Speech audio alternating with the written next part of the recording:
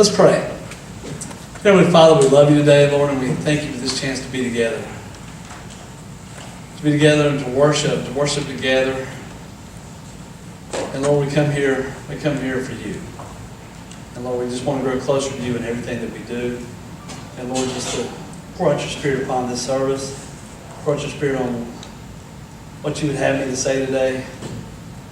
Lord, as we leave here today, we just want to be so much closer to you. And all these things we ask in your name. Amen. If you notice the scripture, and if you follow me or you keep up with me, you notice that I've done this scripture several weeks ago. We spoke out of the same scripture. We talked about dying to self. But when I gave that sermon, I couldn't help but keep reading that same scripture when it talks about lay down your cross and follow me, or pick up your cross and follow me. And it says, whoever wants to be my disciple must deny himself, take up their cross, and follow me. And I got to thinking about it, and I started thinking, how can I pick up that cross if my hands are full?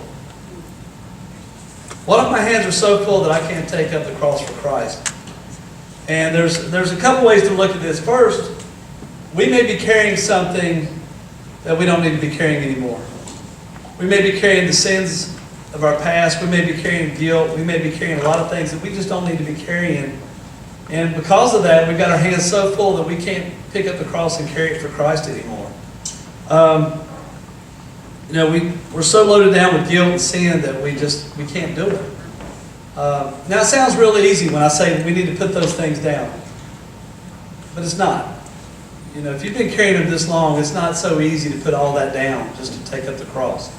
I'll give you a story.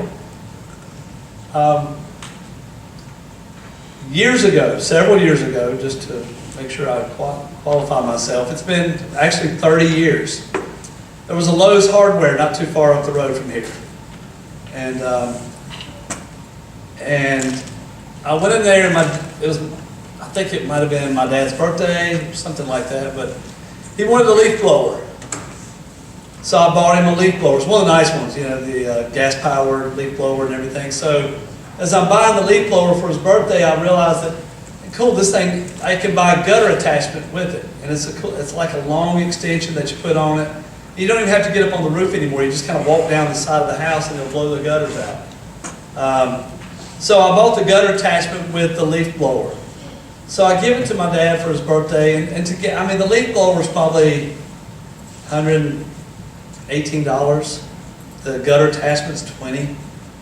So I buy all this, and when I give it to my dad, he goes, I really like getting up on the house. I don't need this gutter attachment. You take that back.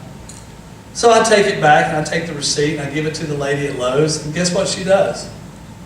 She gives me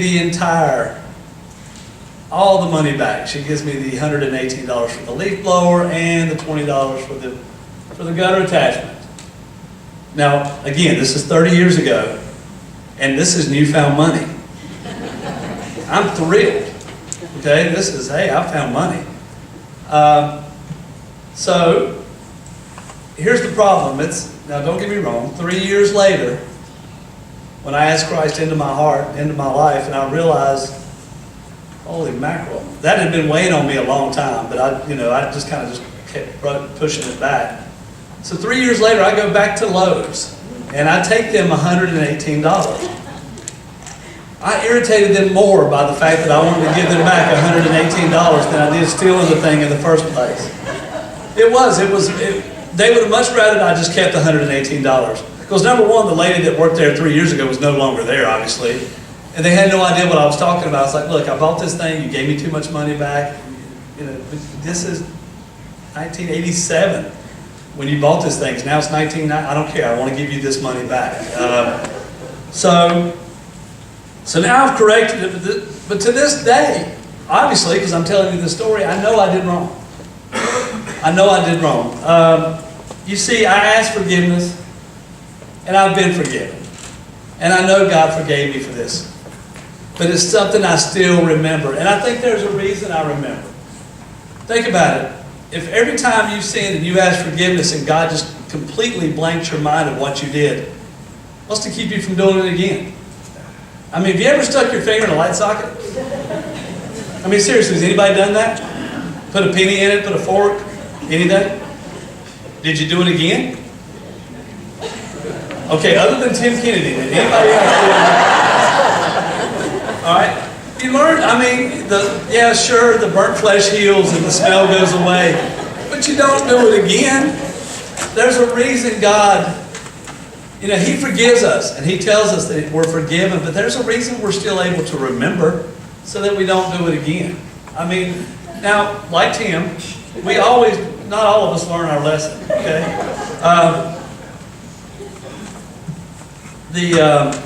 Every year when I was growing up, my dad would bring out the push mower. Every year. And every year it wouldn't start for the first mow of the year. And every year he'd call me, go in the house and get me, and I'd come outside and I'd have to hold that little spark plug wire up next to the thing while he pulled it. And every year I never learned the fact that I was going to get jolted 10 feet back. But it happened. He said, well, it's getting fire. And I'm like, that it is. And then you see, I never, you know, I didn't learn from that. Honestly, never learned from that. But, you know, even though we can't remember, you know, even though we can still remember these things, God wants us to drop it. He wants to be, we want to be forgiven. I mean, think about it. What did He tell the adulterous woman? Remember the adulterous woman? He told her to go and sin no more, right? He didn't say forget about it. He said, I'm not going to wipe your memory clean. He just said go and don't do it again, okay? Of course she remembered everything she's done, but now she knows she's forgiven, okay? Paul, after his Damascus Road experience, I'm sure remembers what he did, but now he knows that he's forgiven. So, you know, we can't pick up our cross if we're still carrying around all this stuff. Guys, we can leave it. You can just drop it. You can drop it at the altar. You can leave it where you're at. We don't have to keep carrying around this guilt, this sin anymore. We're forgiven. Once you ask Christ in your life and you ask Him for forgiveness, He's forgiven you. Now, He doesn't want you to forget so that you won't do it again, okay? But you are forgiven. Now, the other way to look at this, don't go home and tell Dana I said this, but all right. I'm telling. I'm going to say this. This might be a short stint here at Archdale, but the other thing that we might be carrying is you might be carrying too much.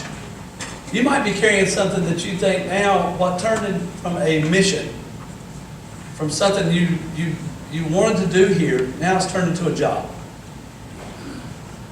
If you have to make the statement, if you've ever, well, first, I won't say her name, but her initials are Catherine Fulcher.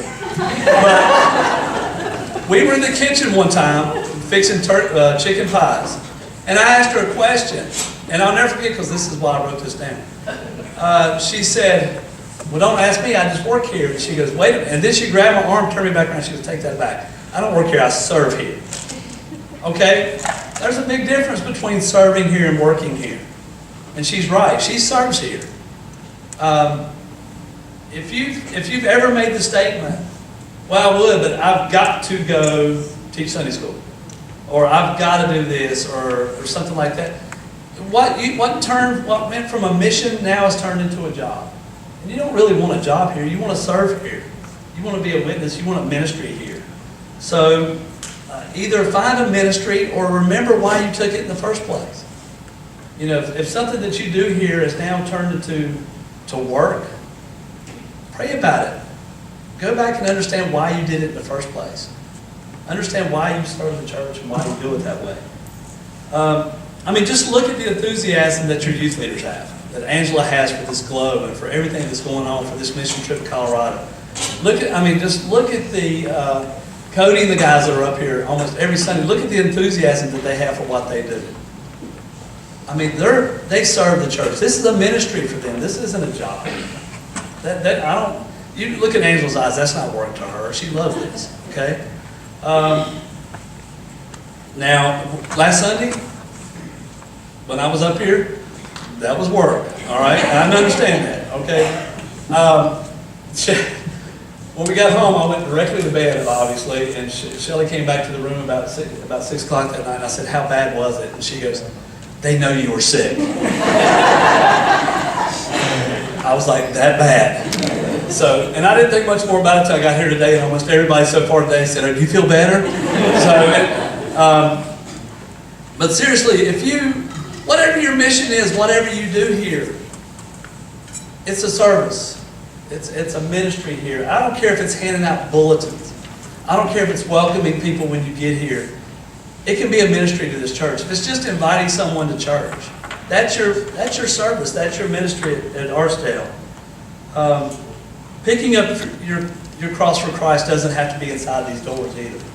Like I said, inviting someone to church, that's a ministry. That's a service to this church. Whenever you bring somebody else in, you service this church. You brought people to church. So whatever is keeping you from picking up your cross, he said, take up your cross and follow me. Well, we can't take it up if our hands are already full. So we need to leave whatever we've got that's keeping us from taking up God's cross with us. So if your hands are full, if they're full of guilt, if they're full of a lot of sin that you've got in your past, leave it here. We're getting ready to take communion. It's a good time to God, I'm just going to give it back to you. I'll leave it at the foot of the cross. If it's something that if you're carrying too much, if you're carrying too big a load that you think here, remember why you took up that mission. Remember why you took up the service. Remember why you said yes when they asked you to do it. So this morning we're going to take communion. And it's a good chance and I love communion. I love communion because it's a time when we come together and we remember what Jesus did for us. That's why we do it once a month. We try to once a month. It's a time when we can look and we can take and we can realize what Jesus did and what He did for us on that cross. So this morning, I'm going to come down and serve communion.